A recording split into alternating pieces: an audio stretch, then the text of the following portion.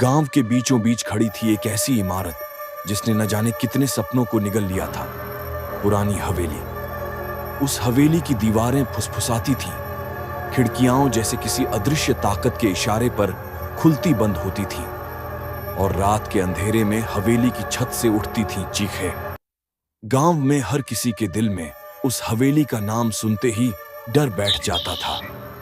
कहते थे कोई वहां गया तो जिंदा नहीं लौटा। किसी ने वहां एक औरत को रोते देखा था, किसी ने सफेद साड़ी में, किसी को खिड़की पर खड़े। कुछ ने कहा अंदर से आवाज आती है। रवि को इन बातों पर हंसी आती थी।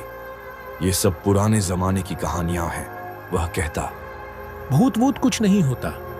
रवि शहर में पढ़ा लिखा नौजवान था, लेकिन अब वापस गांव लौटा था। एक शाम गांव के चबूतरे पर दोस्त इकट्ठा थे। गोपाल, सुरेश और बाकी सब रवि से बोले, अगर तू इतना ही बहादुर है तो एक रात हवेली में बिता कर दिखा। ठीक है, आज रात। रवि ने मुस्कुराकर कहा।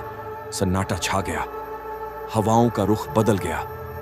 दूर मंदिर की घंटी अपने आप बजने लगी, मानो खुद भगवान ने भी चेतावनी दी हो कि मत जा। रात के 11 बजे। चांदनी बिखरी थी, लेकिन हवेली के चारों ओर अंधेरा गहरा था। रवि के हाथ में टॉर्च थी। रवि ने हिम्मत करके हवेली के अंदर गया तो उसने देखा एक पुराना झूला जो अपने आप हिल रहा था। रवि चौंक गया।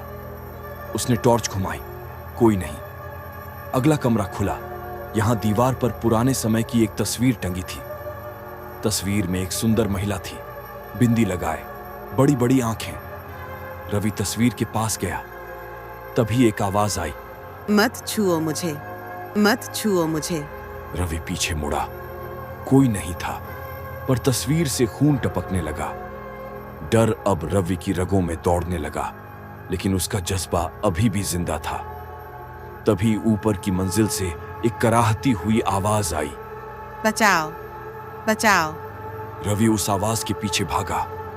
सीढ़ियां चरमराई, हवा सिसकने लगी। ऊपर का कमरा खुला और वहां बैठी थी वही औरत जिसे तस्वीर में देखा था।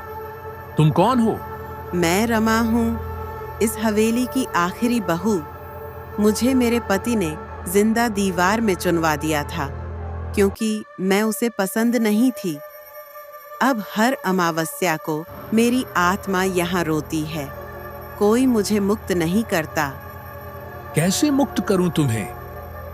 मेरी हड्डियां हवेली के पिछवाड़े हैं, उन्हें गंगा में बहा दो।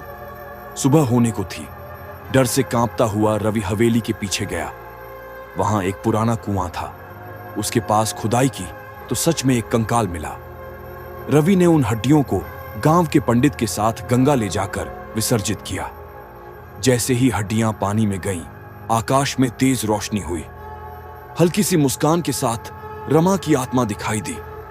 अब वो मुक्त थी। अब खामोश है, अब हवेली शांत है। कोई आवाज नहीं आती। गांव वाले अब उस रास्ते से गुजरते हैं